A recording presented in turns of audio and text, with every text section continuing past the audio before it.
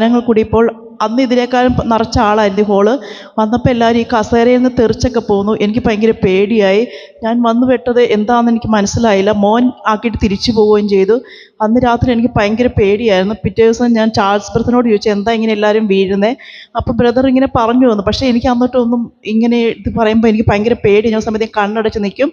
അത് കഴിഞ്ഞ് പിന്നെ ഇതുപോലെ ഇരിക്കുമ്പോഴത്തേക്ക് രക്തക്കണ്ണീർ ജപമാല തലയൊക്കെ വെച്ച് പ്രാർത്ഥിക്കുമ്പോൾ ഞാനിങ്ങനെ വീണ് കഴിയുമ്പോൾ എനിക്ക് ഈശോയുടെ സ്നേഹങ്ങൾ, പരിശുദ്ധ അമ്മയുടെ സ്നേഹം അനുഭവിക്കാൻ പറ്റി. അതുപോലെ കുറച്ച് മെസ്സേജുകൾ, ബൈബിൾ വചനങ്ങളൊക്കെ എനിക്ക് കിട്ടി.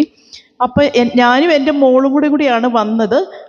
അപ്പോൾ ആ സമയത്ത് അവൾ കാനഡയ്ക്ക് പോകാൻ വേണ്ടി എല്ലാം അപ്ലൈ ചെയ്ത് വെച്ചിരിക്കുകയായിരുന്നു. ഞങ്ങൾ ധ്യാനത്തിന് ആ സമയത്തെല്ലാം കാനഡ എംബസി കുറേ പ്രശ്നങ്ങൾ നടന്നുകൊണ്ടിരിക്കുന്ന സമയമായിരുന്നു. പക്ഷേ അവളുടെ കൂടെ വെച്ചിരുന്ന കുറേ പിള്ളേരുടെയൊക്കെ വിസ റിജക്റ്റ് പോയായിരുന്നു.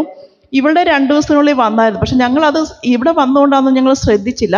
പിന്നീട് ഞങ്ങൾക്കത് മനസ്സിലായി. ഞങ്ങൾ ബുക്ക് ചെയ്ത് 2 ദിവസത്തിനുള്ളിൽ തന്നെ കാനഡ അത് വന്നായിരുന്നു, വിസ വന്നായിരുന്നു. അത് ധ്യാനത്തിന് ബുക്ക് ചെയ്ത് കഴിഞ്ഞ് 2 ദിവസം കഴിഞ്ഞാണ് വന്നത്. അത് കഴിഞ്ഞ് ആ ധ്യാനത്തിന് വന്നു കഴിഞ്ഞപ്പോഴത്തേക്ക് എൻ്റെ 2ാമത്തെ മോനുണ്ട് ഇമ്മാനുവൽ. അവൻ +2 കഴിഞ്ഞിട്ട് വേറെ ഒന്നിനും പഠിക്കാൻ പോകത്തില്ല. അവൻ എങ്ങനെയും കാനഡയ്ക്ക് പോകണം എന്നുള്ള ഇതാണ്. അപ്പോൾ അവൻ ഓൾറെഡി IELTS എല്ലാം പാസ്സായി നിൽക്കുകയാണ്. അവന് പോകണം. പക്ഷേ മോൾക്ക് ഇതെല്ലാം ഇത്രയും പൈസ കൊടുത്ത് ഉടനെ ഇവനെ വിടാനായിട്ട് പറ്റുന്നില്ല. പക്ഷെ ഞങ്ങൾ അവനെ നിരാശപ്പെടുത്തിയില്ല. എങ്ങനെയും പോകാം.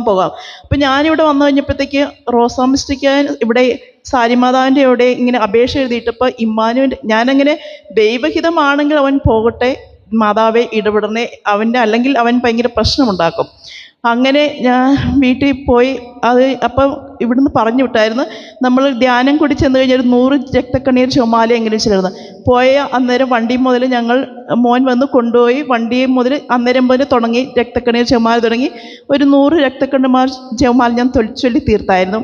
അപ്പോൾ വീട്ടിൽ ചെന്ന് ഞാൻ ഹസ്ബൻഡിനോട് പറഞ്ഞു. ഇവിടെ വന്നു കഴിഞ്ഞപ്പോൾ ഞാൻ വേറെ ആന്തരിക ധ്യാനം കൂടിയിട്ടൊക്കെ ഉണ്ട്. കഴിഞ്ഞ വർഷം മരിച്ചുപോയ കരുന്തോളീച്ചിൻ്റെയൊക്കെ. അപ്പോൾ എനിക്ക് ഭയങ്കര ഒരു അനുഭവം ഭയങ്കരമായിട്ടുണ്ടായിരുന്നു. ഈശോയും പരിശുദ്ധ അമ്മയും ഇങ്ങനെ ഭയങ്കര സ്നേഹം, ഇങ്ങനെ അതൊക്കെ എനിക്ക് അനുഭവിക്കാൻ പറ്റിയായിരുന്നു. അത് കഴിഞ്ഞിട്ട് ഞാൻ ഭർത്താവിനോടൊക്കെ പറഞ്ഞു. അപ്പം നമുക്ക് ഫാമിലി ആയിട്ട് പോകാമെന്ന് പറഞ്ഞു.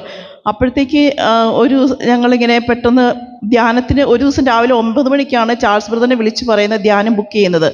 അപ്പോൾ 9 മണിക്ക് ധ്യാനം ബുക്ക്. അപ്പം ഞങ്ങളിങ്ങനെ എപ്പോഴും ദിവ്യഗാനത്തിൽ അന്ന് രാവിലെ ഹസ്ബൻഡ് ദിവ്യഗാനത്തിൽ പോയപ്പോൾ പപ്പ വിളിച്ച് പറഞ്ഞു, ഇമ്മാനുവലിന് വേണ്ടി എൻ്റെ അമ്മയുടെ ഒരു ബിസിനസ്സുകാരൻ, അപ്പോൾ 10 ലക്ഷം രൂപ അവന് വേണ്ടി പോകാൻ വെച്ചിട്ടുണ്ടെന്ന് പറഞ്ഞു. അപ്പോൾ ഇങ്ങനെ വേഗം തന്നെ ഹസ്ബൻഡ്, അപ്പോൾ 9 മണിക്കാണ് ഞങ്ങൾ ധ്യാനത്തിന് ബുക്ക് ചെയ്തത്. ഒരു 10 മണിയായി കഴിഞ്ഞു അങ്കിള് ഇങ്ങനെ പപ്പ വിളിച്ച് പറയുന്നത്. അങ്ങനെ ഞങ്ങൾ 4 പേരും കൂടി, ഇപ്പോൾ മോള് വന്നില്ല, അവൾക്ക്